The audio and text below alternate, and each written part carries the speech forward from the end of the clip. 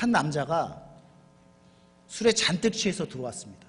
새벽 늦은 시간 막 소리치고 고함치고 집에 들어와서 막 거실에 토하고 그러다 잠들었어요. 아침에 눈을 딱 떴는데 집안이 너무 조용한 겁니다. 분명히 내가 난리를 쳤으면 어렴풋이 기억이 나는데 뭔가 좀 소리를 치고 막 그랬던 것 같은데, 그러면 아내가 가만히 있을 리가 없는데 집안이 조용한 거예요. 왠지 모를 긴장감이 감싸는 겁니다. 나와봤더니 부엌에 아침 식사가 잘 차려져 있어요. 집안도 깨끗이 다 정리가 돼 있어요. 그리고 메모가 남겨 있는데, 여보 일어났어요? 속 괜찮아요? 저는 해장국거리 좀 더 사올게요 라는 메모가 딱 붙어 있는 거예요. 더 불안해지는 거죠. 마침 아들이 학교 가겠다고 방문에 나와서 이 아버지가 아들에게 묻습니다. 어제 별일 없었냐? 무슨 일 없었어? 아들이 경악스러운 표정을 지면서 왜 별일 없었냐고. 아빠 난리도 아니었다고. 소리 지르고 막 토하고. 그럼 엄마 가만히 있었니? 가만히 있긴요. 저랑 같이 겨우 침대로 끌고 갔는데 막 화내고 욕하면서 옷을 벗기려고 하는데 아빠가 갑자기 벨트를 딱 잡으면서 아가씨 안 됩니다. 나는 결혼한 사람입니다. 그러면서 잠들었대요. 그러자 갑자기 엄마의 표정이 환해지면서 기분이 좋은 표정으로 콧노래를 부르면서 집안 정리를 했다라는 거예요. 무엇이 엄마의 표정을 환하게 만들었습니까? 술 마시고 인사불성된 것은 욕먹을 짓이지만 적어도 이 남자는 지킬 것은 지키고 있습니다. 결혼한 사람으로서의 지켜야 할 그 순정, 순결. 내가 비록 술을 먹어서 개 같지만 그러나 이 순정은, 아내에 대한 이 순정은 내가 지키겠다. 아무 여자랑 잠자리에 들 수 없다. 그것을 아내가 확인한 것입니다. 남편의 뜻을 확인한 그것으로 인해서 기분이 다시 좋아졌던 것입니다. 여러분, 우리도 술 취해서 엉망이 될 때가 있나요? 실제로 술을 먹어서 엉망진창이 될 때도 있고, 술은 마시지 않았지만 우리 삶이, 우리 영적 상태가 마치 술 취한 것처럼, 개가 된 것처럼 어디로 가야 될지 방황하고 어리버리하는 그런 상황 가운데 있을 때가 있습니다. 그러나 그럴 때라도 지킬 것은 지킬 수 있어야 될 것입니다. 하나님에 대한 순결, 믿음의 순결, 우리는 어느 때나 어느 상황 속에서나 항상 지켜야 할 것입니다. 그러나 실제 삶 속에서 우리는 믿음을 쉽게 지키지 못합니다. 믿음을 지키는 것은 손해보는 것처럼 느껴지거든요. 아니, 실제로 손해를 보거든요. 제가 한국에서도 대학 청년부를 사역했었는데, 그때도 리더들이 있었고 간사들이 있었습니다. 그리고 이제 하늘은 간사 회의가 있어서 같이 밥을 먹고 간사 모임을 가져야 되는 그런 날이었습니다. 근데 한 친구가, 간사였던 친구가 굉장히 어두운 표정으로, 목사님 저는 못 갈 것 같습니다 라고 얘기를 하는 거예요. 그래서 무슨 일이냐? 왜, 당연히 간사 모임을 하는데 간사가 참여해야지, 참여를 안 하면 어떡하냐? 이렇게 물어봤습니다. 그러니까 갑자기 눈물을 뚝뚝뚝 흘리면서, 대학교 4학년이었던 여자 그런 간사였는데 4년 동안 대학 생활을 했는데 뭘 했는지 모르겠대요. 교회를 쫓아다니면서 교회 일에 열심을 내었는데 취업을 앞둔 시점에서 보니까 해놓은 게 없는 거예요.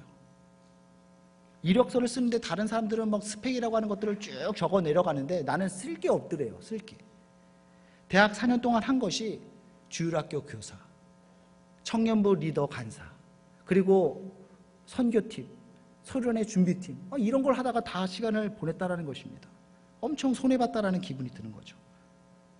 다른 친구들은 방학이면, 주말이면 학원을 다니고 어학원을 다니고 그래서 스펙을 쌓고 뭔가를 준비하고 뭔가를 챙겨놓은 것 같은데 나는 주말이면 더 바빠요. 평일보다.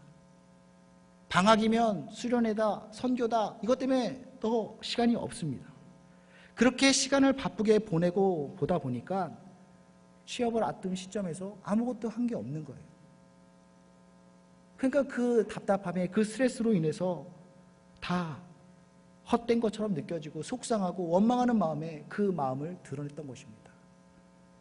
여러분, 자기는 믿음을 지킨다라고 생각했는데, 그래서 믿음대로 산다고 공동체를 열심히 섬겼는데 어느 순간 그것이 후회되었던 것입니다. 믿음으로 행동했는데 내 삶은 텅텅 비어있는 것 같고 그것을 떨쳐버릴 수가 없는 거죠. 자기가 게을러서 공부를 안 하고 자기가 시간 낭비한 거라면 모르겠지만 정말 열심히 교회를 섬기다가 그런 거라면 믿음 때문에 손해를 봤다, 믿음 때문에 어려움에 처했다라고 말할 수도 있을 것입니다. 여러분, 열심히 하나님을 섬기고 열심히 하나님을 위해서 무언가를 한다라고 했을 때에 그것이 내 삶에 당장 어느 한순간 마이너스처럼 여겨질 때가 있습니다. 하나님을 잘 믿고 교회를 잘 섬긴다고 해서 내 인생이 술술 풀리는 게 아니에요. 돈 잘 버는 게 아닙니다. 오히려 믿음 때문에 손해를 봐야 될 때가 있고 심지어는 목숨의 생명의 위협을 느낄 수도 있다는 것입니다. 오늘 본문에 보면 느부갓네살과 다니엘의 세 친구가 등장합니다. 그리고 이 다니엘의 세 친구 사드락과 메삭과 아벳느고는 믿음 때문에 죽음의 위기 가운데 놓이게 되었습니다. 느부갓네살은 당시 그들이 속한 나라를 다스리던 제왕이었거든요. 어느 날 금신상을 만들어 놓은 거예요. 우상을 만들어 놓은 거예요. 그래서 그의 모든 신하들과 모든 백성들이 그곳에 절하도록 명령을 내립니다. 누구든지 이 금신상에 절하지 않으면 풀무불에 던져 넣겠다, 뜨거운 불구덩이에 던져 넣겠다 엄포를 한 거죠. 하지만 나 이외에 다른 신을 섬기지 말라 하신 그 하나님을 믿는 하나님의 사람이 어찌 하나님 아닌 다른 우상에게 절할 수 있겠습니까? 다니엘의 세 친구는 이를 거부합니다. 믿음 때문에 왕의 명령을 거부했습니다. 왕은 분노했고 그들을 결박해서 뜨거운 그 풀무 속에 그들을 던져버립니다. 여러분, 이거는 다니엘과 세 친구만의 이야기가 아닙니다. 하나님을 잘 믿고자, 믿음을 잘 지키고자 살아가고자 하는 사람들이 마주하게 되는 고난, 어려움이라는 것입니다. 믿음의 사람은요, 고난에 맞닥뜨릴 수밖에 없습니다. 어려움을 통과할 수밖에 없습니다. 왜 그렇습니까? 믿음의 길은 옳은 길이지만 힘든 길이기 때문입니다. 마태복음 7장 13절에 보면 예수님께서 그 제자들에게 이렇게 말씀하십니다. 좁은 문으로 들어가라. 멸망으로 인도하는 문은 크고 그 길이 넓어 그리로 들어가는 자가 많다. 멸망으로 인도하는 문은 넓고 멸망으로 가는 길은 넓어서 많은 사람들이 그 길을 쉽게 그 길로 갑니다. 반면 진리로 인도하는 문은 좁죠. 진리로 가는 그 길은 언제나 좁습니다. 어렵습니다. 힘듭니다. 믿음의 길은 힘든 길이에요. 원래 믿음의 길은 어려운 길입니다. 그래서 마태복음에 보면 예수님이 광야에서 사탄에게 시험을 받는 장면이 나오는데 사탄의 시험 중 하나가 무엇이었냐면 마태복음 4장 9절에 보면 만일 내게 엎드려 경배하면 이 모든 것을 너에게 주리라. 사탄이 이렇게 말해요. 나에게 절을 하면, 나를 예배하면 내가 이 모든 것을 주겠다. 사탄에게 이 모든 것을 줄 수 있는 권한이 있는지 없는지는 모르겠지만 있다 치고 그에게 절을 하면, 경배하면 모든 것을 준대요. 이 유혹의 포인트가 뭐냐면 마귀를 절하고 경배하는 것은 쉬운 일입니다. 모든 것을 얻는데 그냥 한번 절하면 돼요. 그냥 한번 경배하면 돼요. 그럼 모든 것을 얻을 수가 있습니다. 얼마나 쉬운 길입니까? 얼마나 쉬운 방법입니까? 마귀의 시험은 뭐냐면 가치 있는 것을, 의미 있는 것을 간단하게 얻을 수 있다. 요것만 하면 얻을 수 있다.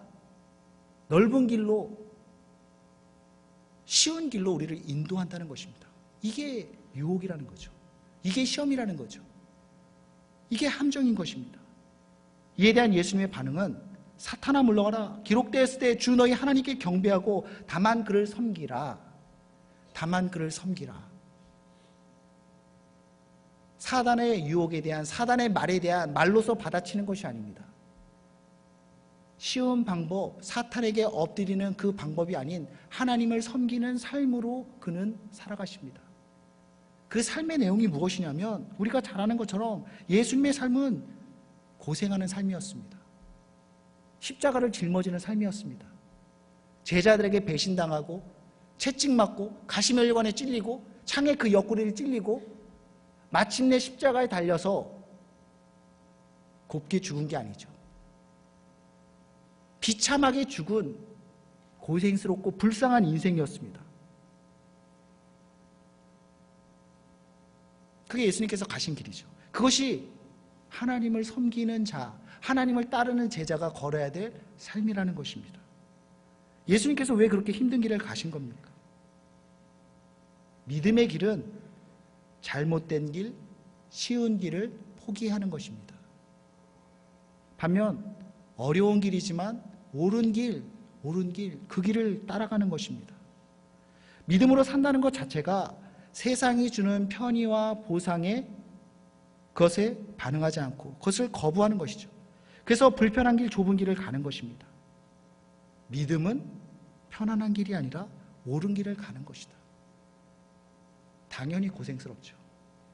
당연히 고생스럽죠.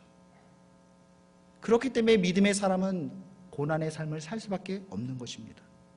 두 번째로 믿는 자의 삶이 고난스러운 이유는 믿는 자를 미워하고 고발하는 자들이 있습니다. 괴롭히는 사람들이 있습니다.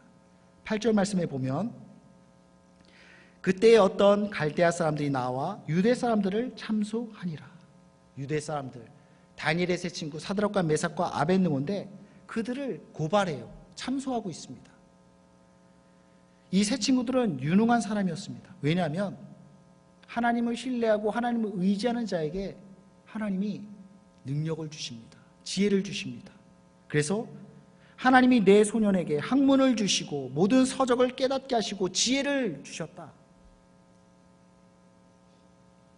똑똑한 사람들, 열심히 공부하는 사람들, 그 인재들을 모아놨는데 그 중에서도 하나님이 주시는 지혜로 충만했던 다니엘과 그의 친구들은 10배나 지혜로웠습니다. 그러니까 사람들이 시기하는 거예요. 질투하는 거예요. 미워하는 거예요. 그리고 공격합니다. 적대적으로 공격합니다. 이것은 다니엘과 그 친구들이 경험했던 것뿐만 아니라 예수님께서도 그 제자들에게 요한복음 15장 19절에서 이렇게 말씀합니다. 여러분이 같이 읽습니다. 시작. 너희가 세상에 속하였으면 세상이 자기의 것을 사랑할 것이나 너희는 세상에 속한 자가 아니요 도리어 내가 너희를 세상에서 택하였기 때문에 세상이 너희를 미워하니라. 너희가 나에게 속했다면, 너희가 나와 동행하고 있다면 너희는 세상으로부터 미움을 받을 것이다. 예수님께 속한 자는 세상의 미움을 받습니다. 그리고 세상이 우리를 미워한다면 그 미워하는 상태로만 있는 것이 아니라 공격을 합니다. 공격을 해요. 당연히 우리는 고난에 맞닥뜨릴 수밖에 없는 것입니다. 그렇기 때문에 믿음의 삶을 사는 자는 고단하고 어려운 삶을 살 수밖에 없는 것입니다. 사드락과 메삭과 아벳느고는 그러한 갈대아 사람들, 그곳에 그 다른 사람들의 질투와 시기로 인해서 고발을 당합니다. 그리고 왕 앞에 서게 됩니다. 고난 앞에 서게 됩니다. 왕이 재차 그들을 추궁해요. 14절 말씀. 느부갓네살이 그들에게 물어 이르되 사드락과 메삭과 아벳느고야 너희가 내 신을 섬기지 아니하며 내가 세운 금 신상에게 절하지 아니한다니 이것이 사실이냐. 사드락과 메삭과 아벳느고가 왕이 세운 그 신상에 절하지 않으면 풀무불에 던지겠다고 했는데 절하지 않았습니다. 근데 다시 기회를 준 거예요. 그리고 굳이 그 세 명을 불러다 놓고 그들에게 그 이름을 부르면서 묻는 겁니다. 야, 너 진짜 절 안 했어? 절해. 그러면 나와 같이 너희 자리를 계속 유지할 것이고 나는 너희를 계속해서 사용할 거야. 우리 같이 한번 가보자. 그냥 절만 하면 돼. 기회를 주고 있는 것입니다. 그리고 거듭 확인하는 것입니다. 무엇이냐면 어물쩍 넘어갈 수 있는 상황이 아닌 거죠. 대충 무리에 둘러싸여 있어서 그냥 어떻게 이렇게 버틸 수 있는 것이 아니라 단도직입적으로 묻고 있습니다. 우상에게 절할래? 그리고 나랑 같이 한번 만수무강 해보자. 아니면 절 안 할 거야? 그럼 죽어야지. 분명하게 묻고 있다는 것입니다. 여러분, 살기 위해서 믿음을 부인하든지 아니면 죽음으로 믿음을 지키든지 둘 중에 하나, 그것을 고백할 수밖에 없는, 선택할 수밖에 없는 그 상황 가운데 놓여 있는 것입니다. 신앙생활은 그런 것입니다. 주 예수를 믿으라. 그리야만 너와 내 집이 구원을 얻으리라. 주 예수를 믿어야만 구원을 얻을 수 있습니다. 예수님을 구주로 믿느냐 믿지 않느냐, 중간지대는 없어요. 회색지대는 없습니다. 예수님을 믿느냐 믿지 않느냐 너무나 분명하게 갈라집니다. 이 사실을 믿느냐 믿지 않느냐, 그리고 그 사실을 믿는다면 그 믿음의 고백대로 살아야 되는 거죠. 근데 우리는 신앙에 있어서 양다리를 걸칠 때가 참 많지 않습니까? 어쩔 때는 교회에다 발을 싹 걸치고 신앙생활 잘하는 것처럼 하다가, 어떨 때는 세상에 발을 싹 올려서 세상이 주는 유익과 그런 이익들을 다 놓치지 않고 가지려고 합니다. 그러나 여러분, 믿음에는 회색지대가 없습니다. 중간지대가 없습니다. 믿음을 지키느냐 믿음을 부인하느냐, 둘 중에 하나일 수밖에 없다라는 것입니다. 근데 이 다니엘의 세 친구들은 어땠느냐? 은근슬쩍 하나님으로부터 다리를 빼고 느부갓네살에게 발을 올려놓느냐? 아니죠. 그들은 왕의 신을 섬기지 않겠습니다. 금신상에게 절하지 않겠습니다. 호의를 가지고 묻는 그 왕에게 어떻게 보면 야멸차게 대답합니다. 18절 말씀이죠. 그렇게 하지 아니하실지라도 왕이여, 우리가 왕의 신들을 섬기지 아니하고 왕이 세우신 금신상에도 절하지 아니할 줄을 아옵소서. 호의로 재차 물어봐 주는 건데, 기회를 주는 건데, 저희는 절하지 않습니다. 왕이 그렇게 한 거에 있어서 저희는 따르지 않겠습니다. 그러니까 호의를 베풀었던 왕은 오히려 화가 납니다. 분에 가득 차서 그들을 풀무불에 던지도록 명령합니다. 풀무불, 지금으로 말하면 용광로가 되겠죠. 뜨거운 그 불길 가운데 던지라고 했는데, 그 불길이 얼마나 뜨거운지 다니엘의 세 친구를 포박해서 묶어서 데리고 가던 호송하던 그 병사가 불에 타 죽습니다. 근처만 갔는데도 타 죽을 정도로 뜨거운 불길이었습니다. 그런데 풀무불에 던져진 이 세 사람에게 어떤 일이 벌어집니까? 예상대로라면 던져짐과 동시에 불꽃으로 사라져 버려야 될 것입니다. 그런데 안 그런 거죠. 안 타는 거죠. 27절 말씀. 총독과 지사와 행정관의 모든 모사들이 모여 이 사람을 본즉 불이 능히 그들의 몸을 해하지 못하였고 머리털도 글리지 아니하였고 겉옷빛도 변하지 아니하였고 불탄 냄새도 없었더라. 도대체 무슨 일이 있는 것입니까? 머리털도 타지 않고 그슬리지 않고 옷 색깔도 변하지 않고 탄내도 안 나요. 여러분, 일반적으로 겪는 고난이 있고 믿음 때문에 겪는 고난이 있습니다. 다른데, 특별히 믿음으로 인해서 당하는 고난, 그 특징이 무엇이냐? 고난은 고난인데 그 가운데서 하나님을 경험하게 됩니다. 그리고 그 고난을 통해서 나를 결박하고 있는 것으로부터 자유케 되어집니다. 그리고 그 고난을 통해서 오히려 하나님께 영광을 돌리게 됩니다. 한 가지씩 살펴보면 믿음의 고난은 고난을 통해서 하나님을 생생하게 경험하도록 합니다. 다니엘의 세 친구가 풀무불에 던져졌죠. 3명의 친구가 던져졌습니다. 근데 왕과 거기에 모여있던 사람들이 그 풀무 속을 보니까 뜨거운 열기 때문인지 불꽃이 커서 그런지 정확히 보이지는 않는데 3명이 던져졌는데 거기서 4사람의 그 모습이 보이는, 실루엣이 보이는 거예요. 그 한 명의 존재는 무엇입니까? 천사라고 하기도 하고 예수님이다라고도 얘기를 하는데 분명한 것은 그는 신적 존재였습니다. 하나님의 존재였습니다. 고난 속에서 하나님의 존재가 그 풀무불 가운데서 하나님이 그들과 함께 하시는 것입니다. 그 형상으로 나타나셨습니다. 무엇이냐면 고난할 때에 어려움 때만 하나님께서 우리 가운데 같이 해준다는 것이 아니라 평소 때는 참 우리가 무뎌요. 내가 세상 끝날까지 너희와 항상 함께 있으리라 말씀하는데 그 주님을 몰라요. 느끼지 못해요. 그런데 고난의 때에 우리의 무뎌진 것들이 예민해져서 그 하나님을 느끼게 됩니다. 보지 못하던 그 하나님을 보게 됩니다.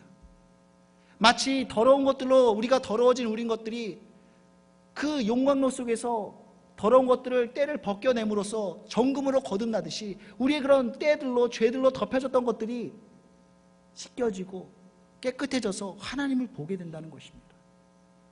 고난의 때가 되어서야 우리는 하나님의 그 임재를 깨닫게 된다는 것입니다. 그래서 C.S. 루이스는 이렇게 말합니다. 고난은 하나님께서 기가 먼 세상을 깨우는 하나님의 확선기이다. 평소에는 하나님을 몰라요. 듣지 못해요. 보지 못해요. 오죽 답답하면 하나님은 고난이라는 확성기를 통해서 우리에게, 귀먹은 우리에게 듣도록, 닫혀진 우리로 하여금 보도록 역사한다는 것입니다. 이것이 믿음의 고난을 통해서 우리가 누리게 되는 은혜인 것입니다.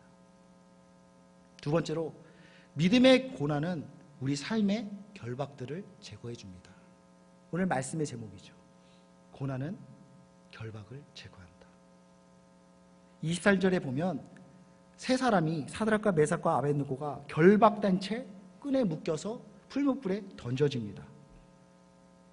그런데 25절에 보면 결박되지 아니한 네 사람이 불 가운데서 거닐고 있습니다. 다니고 있습니다. 맹렬히 타는 불꽃이 머리털을 그을리거나 겉옷을 태우거나 심지어 탄내조차도 나지 못하게 했는데 유일하게 태운 것이 있습니다. 그거는 그들을 결박하고 있었던 그 끈이었다는 것입니다. 여러분, 고난은 용광로예요. 우리를 태워 죽일 수도 있는 것입니다. 그런데 우리의 머리털 하나 상하지 못하게 합니다. 우리의 옷도 태우지 못합니다. 다만 태우는 것은 나를 묶고 있는, 나를 한계짓고 있는, 나를 누르고 있는 그것을 제거하고 나를 자유케 하고 나를 새롭게 한다는 것입니다. 지난번에 시합을 지배하는 자, 누가 시합을 지배하는가, 그런 말씀을 나눈 적이 있죠. 누가 인생이라고 하는 게임을 지배하는가, 그 게임을 승리로 이끄는가? 기도하는 자. 기도하는 자가 그 인생을 승리로 이끌어갑니다. 여러분, 기도는 중요하고 필요합니다. 아멘입니까? 저는 확신해요. 우리 삶 가운데 기도가 있으면 우리의 삶이, 내 인생이 달라집니다. 우리의 찬양이 달라지고, 우리의 예배가 달라지고, 우리의 사역이 달라지고, 우리의 수련회가 달라지고, 우리 미래가 달라집니다. 아멘입니까? 우리 삶 가운데 기도가 늘어나면 달라집니다. 차이를 만들어냅니다. 새로운 것들을 창조해낼 수 있습니다. 새로운 가치를 만들어냅니다. 맨 땅에서도 그곳에서 꽃을 피워냅니다. 근데 기도를 안 해요.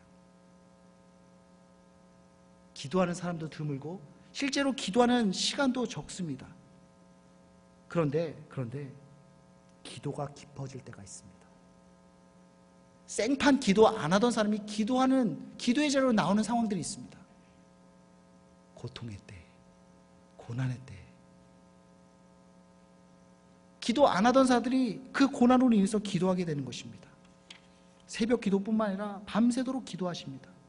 저는 교회가 힘들다, 문제가 많다, 어렵다라고 말하지만 여전히 기도하시는 분들이 많이 있습니다.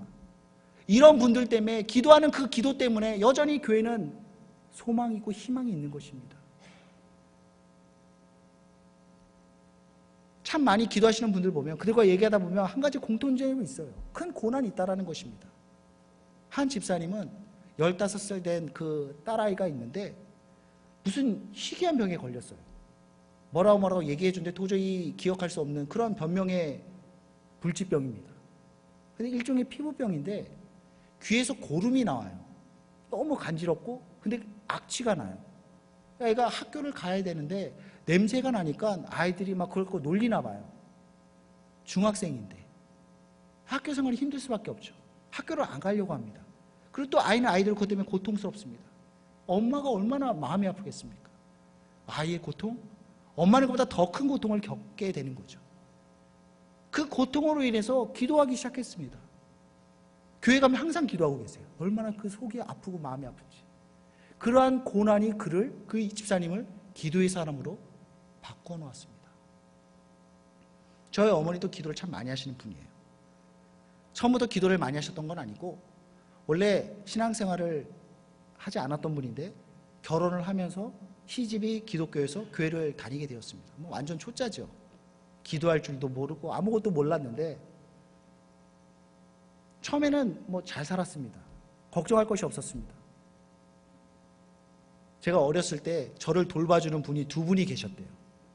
애를 돌보는데 2명씩이나 필요한가 싶은데 나름 곱게 자란 거죠. 그때는 기도 생활을 안 하셨는데 경제적으로 집안이 어려워지게 되었습니다. 그런 시간이 오랜 시간 계속되었습니다.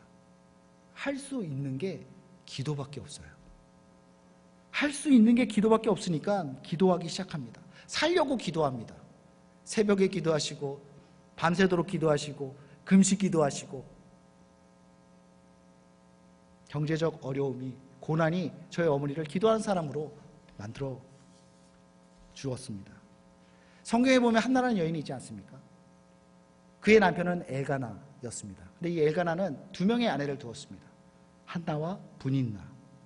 엘가나는 한나라는 여인을 더 사랑했는데 이 한나에게는 자녀가 없었어요. 근데 분인나에게는 자녀가 있었는데 자녀 없는 한나를 막 괴롭힙니다. 여자들을 괴롭히는 거는 여자들이 더 잘하는 거 아시죠? 분인나가 그 한나를 막 격동시킵니다. 화나게 합니다. 가슴 아프게 합니다. 상처되는 말로 막 찔러댑니다. 그 고난으로 인해서, 그 괴로움으로 인해서 한나는 기도의 자리로 나아갑니다. 기도의 사람이 됩니다. 그리고 마침내 기도하는 가운데 한나는 사무엘이라고 하는 아들을 얻게 됩니다. 여러분, 사무엘은 이스라엘 역사에서 너무나 중요한 사람이에요. 왕이 없어서 각자 소견에 좋은 대로 행하던, 막 나가던 시대, 그 사사시대를 마감하고 사울왕을 세우고 다윗왕을 세워서 새롭고 강력한 이스라엘 왕국, 그 기틀을 만들었던 위대한 선지자입니다. 여러분, 그 출발이 어디서부터 시작되어집니까? 한나의 기도입니다. 고난은 한나를 기도하게 만들었고 그 기도는 사무엘을 이스라엘에 허락해 주었습니다.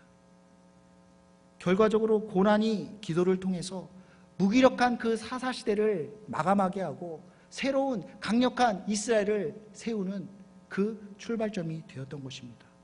여러분, 고난은 아이를 낳지 못하는 여인 한나, 하나님이 기뻐하시는 그 열매를 맺지 못하는 이스라엘, 그들의 한계, 그들의 답답함, 그들의 타락함, 그들을 결박하고 있는 그 끈을 끊어버리고 제거해 주었다는 것입니다. 그리하여 사무엘을 낳고 새로운 왕국으로 다시 하나님이 기대하시는 그 나라로 도약할 수 있게 되었습니다. 여러분, 고난은 우리를 해하지 못합니다. 머리털 하나 상하지 못하게 합니다. 하나님 우리를 눈동자같이 지켜보고 계신데 어찌 무엇이 우리를 상처 있게 할 수 있겠습니까? 다만 그 고난이, 그 불불불이 태우는 것은 우리를 결박하고 있는 그 끈뿐이다. 고난이 오히려 우리의 한계를 뛰어넘게 만들고 우리로 하여금 성장하게 하는 그 발판이 된다는 것입니다. 마지막 3번째로, 고난은 하나님을 영화롭게 만듭니다. 다니엘의 세 친구가 풀무불에 던져졌습니다. 사람들이 생각하기에는 던져지는 순간 죽어야 그것이 마땅한 자연스러운 그림입니다. 근데 죽지 않았어요. 오히려 멀쩡한 모습을 보니까 그들은 깜짝 놀랍니다. 그리고 27절에서 불이 능히 그들의 몸을 해하지 못하였고 머리털도 그을리지 아니하였고 겉옷 빛도 변하지 아니하였고 불탄 냄새도 없었더라. 멀쩡한 거예요. 도대체 이게 무슨 일인가? 깜짝 놀라는 거죠. 그러면서 하나님을 믿지 않던 자들이 하나님을 인정하게 됩니다. 하나님을 찬양합니다. 28절 말씀 우리 같이 한번 읽어보도록 하겠습니다. 시작. 향하여 이르되 사드락과 메삭과 아벳느고의 하나님을 찬송할지로다. 그가 그의 천사를 보내사 자기를 의뢰하고 그들의 몸을 바쳐 왕의 명령을 거역하고 그 하나님 밖에는 다른 신을 섬기지 아니하며 그에게 절하지 아니한 종들을 구원하셨도다. 저 느부갓네살이 말아요. 저것만 빼면은 이게 시편 기자의 시편 찬양과 같습니다. 하나님을 믿지 않고 하나님을 모르고 자기가 하나님인 양 살아가는 그 사람 입에서 나오는 고백이에요. 하나님을 믿는다고 하는데 풀문불 속에서 타지 않는 걸 보니까 야, 저들이 하나님이 얘들을 지켜줬구나. 그 하나님 정말 살아계시는구나. 대단한 분이구나. 그 하나님께 찬양해라. 찬양하자. 그렇게 고백하는 것입니다. 하나님께 드리는 가장 큰 영광은 이런 것 같아요. 내 입으로 우리가 찬양할 때 그것도 하나님께 영광이 되지만, 특별히 나를 통해서 다른 사람이, 하나님을 믿지 않는 사람이 하나님을 알게 되고 하나님을 인정하게 되고 그 하나님을 찬양하게 한다면 이것이 얼마나 하나님께 큰 영광이 되어집니까? 이것이야말로 하나님께 큰 영광입니다. 근데 이러한 영광은 고난 가운데 나타난다는 것입니다. 한국의 어느 목사님이 예수님이 십자가에서 죽으셨다는 설교를 했습니다. 예수님께서 십자가에 죽으셨습니다. 근데 이것을 얼마나 실감나게 설교를 했는지 어린 아들이 그 설교를 듣고 우는 거예요. 우리 예수님이 죽으셨대. 우리 예수님이 죽으셨어요. 성도들이 와서 막 달래면서 아니야. 울음을 그치지를 않는 거죠. 그때 목사님께서 다가 아들에게 말합니다. 얘야, 예수님이 고난당하시고 죽으셨지만 다시 부활하셨어. 예수님은 죽으셨지만 다시 부활하셨어 라고 설명해 주자 비로소 그때에서야 울음을 거뒀다라는 것입니다. 무엇이냐면 예수님이 다시 살아나셨죠. 예수님께서 십자가의 고난, 십자가의 죽음을 통과하고 부활하셨습니다. 고난이 없으면, 십자가의 고난이 없으면 부활의 영광도 없는 것입니다. 예수님은 죽으셨지만 그 죽으심으로, 그 고난당하심으로 부활의 영광 가운데 살아나셨고, 오늘 이 시간 우리 가운데서도 그 능력과 그 생명으로 세상 끝날까지 너희와 항상 함께 있으리라 선포하신 것입니다. 아멘입니까? 십자가의 고난이 있어야 됩니다. 그래야 부활의 영광이 있습니다. 부활의 영광을 사모할 뿐만 아니라 십자가의 고난도 기꺼이 감당할 수 있는 우리 모두가 되길 바랍니다. 말씀을 정리하도록 하겠습니다. 믿음의 세계에는 회색 지대가 없습니다. 중간 지대가 없습니다. 믿음을 지키거나 믿음을 부인하거나 두 가지밖에 없어요. 여러분 어떤 것을 선택하시겠습니까? 믿음의 길은 좁은 길이고요, 어려운 길이고요, 피곤한 길이고요, 지저분한 길이고요, 아픈 길입니다. 근데 예수님께서는 이렇게 말씀하세요. 나를 따라오거든 자기를 부인하고 그 십자가를 지고 나를 따라와라. 그러나 십자가를 지는 삶, 믿음 때문에 고난당하는 삶, 이게 나쁘지만은 않습니다. 고난을 통해서 우리는 하나님을 생생하게 경험하기 때문입니다. 그리고 고난을 통해서 오히려 나를 결박하고 있는 그것들로부터 나를 자유케, 나를 다시 자유함을 누리게 합니다. 그리고 하나님을 영화롭게 하는 그 삶을 살게 되는 것입니다. 믿음으로 살아가길 바랍니다. 믿음으로 고난을, 불편함을, 어려움을, 손해를 기꺼이 나의 십자가로 짊어지고 나아갈 수 있길 바랍니다. 그러므로 하나님의 임재와 모든 고난과 재앙으로부터의 자유함과 하나님이 기뻐하시는 하나님께 영광 돌린 삶을 살아갈 수 있는 우리 모두가 되기를 바랍니다. 기도하겠습니다. 하나님, 믿음의 사람의 그 걸음은 고난과 어려움이 늘 있을 수밖에 없습니다. 그러나 그 고난 가운데 우리는 하나님을 생생히 경험하며 우리를 결박하고 있는 그 끈들로부터 자유로워지며 하나님 기뻐하시는 진정한 하나님께 영광 돌리는 삶을 살 수 있습니다. 그것이 우리가 걸어가야 될 십자가의 길이요 믿음의 길입니다. 우리로 하여금 예수님이 가신 그 길을 걸어갈 수 있도록 도와주시옵소서. 감사드리며 예수님의 이름으로 기도드립니다. 아멘.